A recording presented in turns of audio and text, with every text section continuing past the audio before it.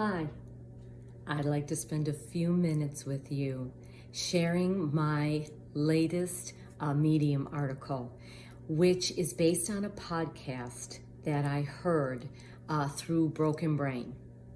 So my name is Michele Thill, and I am a board certified health and wellness coach with an additional certification in functional medicine. And I like to think of myself as a messenger because I love to keep abreast of the latest research that's out there and learn what might be considered kind of underground, unconventional, that can help us feel more in control of ourselves. And this podcast that I listened to was with Chris Kresser. He has an institute, and he is well known in the functional medicine community. What he shares, and I'm going to read this because I can't possibly memorize it, is he has an in-depth research ability where he uncovers myths and misconceptions in modern medicine and proving natural health solutions that give proven results. And one thing he was researching is that a common link, if you will, to these COVID patients is that they are deficient in vitamin D. And in fact, those that are really low are at a higher risk for death. Now, why isn't this really being talked about? Vitamin D is not just a supplement that you take. It's really not a vitamin. It's an actual hormone inside of us. And it's a hormone regulator that works with thousands of our genes. And it also works with our immune system. And it is something that is readily available and very affordable in price and can be beneficial. Now, I want to make a disclaimer right here. I'm not advising anyone to start taking vitamin D. What I'm doing is bringing to light information that is being kept in the dark. And I'm carrying Chris Kresser's message like he needs my help, but I'm going to help him anyway, in spreading the importance of us opening up our minds to all sorts of possibilities and what we can do to help ourselves during these times that we are in.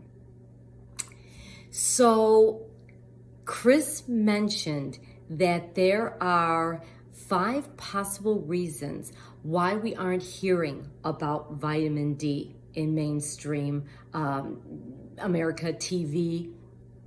And it goes everywhere from mindset and the way conventional medicine really doesn't connect the importance of a healthy diet, if you will, and lifestyle, and how that makes a difference in our overall health and well-being, all the way down to what he deemed groupthink, which is people not wanting to go against the grain. We're in a we're tribal by nature. And so he lists, it's really fascinating, and he is very informative. And not only have I written more extensively about it in my article, but I've also included in my article the download to the podcast. At least I'm going to try to, because I'm finishing up the article and putting things together, to be able to help people that are interested listen and learn. And like I said, I'm not telling you this is what you need to do, but I want to bring things to light. And he's giving information as well. He is not medically directing anyone, but again, he's opening up the door to the possibilities of us feeling some control in these out of control times. So many of us are sitting and waiting for the vaccine, and once we have it, life will get back to normal. But what is normal? And do we necessarily want to go back to some of the normal we have? I've spoken about 2020 as a time that can break us or break us open. And in a lot of cases, it's the mental sense of us opening our minds and growing and evolving and going within. But here I'm talking about, what about your health and well-being, your wellness, your body? Is it maybe time to start digging in a little deeper to be an advocate for how your body is functioning? So what can we do now, right now, as we're in this global pandemic, as we're in or heading into cold and flu season? What can we do to help ourselves during these times? So I have a few things that I want to mention that can make a difference. One is eating more whole, real foods that come from a plant and are not manufactured or made in a plant. This is so important. Moving more. Get up. Move. We tend to sit, plant ourselves, speaking of plants, plant ourselves and not move much during the day. Even those that are working out, if you really think about it, you might have that hour workout and then the rest of the day you're sitting. So get up and move. Set that timer on your phone or your computer. Go outside and go for a walk. So important. Water intake. We need to be drinking more water and hydrating ourselves, whether it's the hot summertime or like now in the northern hemisphere, the colder weather where we're in with heat and getting dehydrated. We need to get in enough water. And that doesn't mean coffee, black coffee or unsweetened tea. Yes, those are made with water, but those are also dehydrating. So I'm talking about, in addition to anything you're drinking enough water and really staying away from soda, which is loaded with sugar, artificial sweeteners, or chemicals. And if you want to be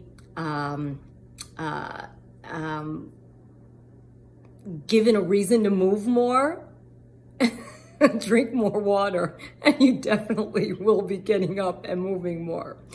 Sleep. How many of us are pushing ourselves way too much? We're burning the candles at both ends. We're staying up late, we're getting up early. Sleep is for sissies. Not. We need to get our rest. That's the time when our body repairs and heals itself and our brain actually cleans itself. Very important to get more sleep. Play. Are you bringing more joy into your day? Where can you find some things that you love to do that you can incorporate for even just a few minutes each day or a few times a day that brings up the positivity and makes you feel better? It raises your oxytocin level. Oxytocin plays a role in helping the immune system as well. So what can you do that's going to bring you some joy each day? For me, it's getting out and walking outside, even if it's just for a little while, connecting with nature. What is it for you? Manage stress. How are you managing your stress? Are you eating and drinking away your stress? What can you do that can really benefit your body? How about some deep breathing? Helps the vagus nerve. How about some meditation, even if it's just for a few minutes? I'm giving you some ideas here. I'm not really getting into all the how you do it, but I want to start opening up your mind to what you can do, because let's face it, in these out of control times, this is where you can take control of yourself. Tap into your inner power and feel that you're doing something of benefit. And ultimately, it's going to bring you more inner peace. And we need peace, especially in these times. So I'd love for you, we're going to be including the link here in the comments area, to read the full article, even listen to the full podcast, which, like I said, I'm including, and start thinking about what you can do. Instead of sitting and waiting, take some action. I want you to feel that you have more control than you think, and you can do something that can really be of benefit to yourself in these times. I thank you for spending a few minutes with me, and I look forward to our getting together next time. Until then, take care and be well.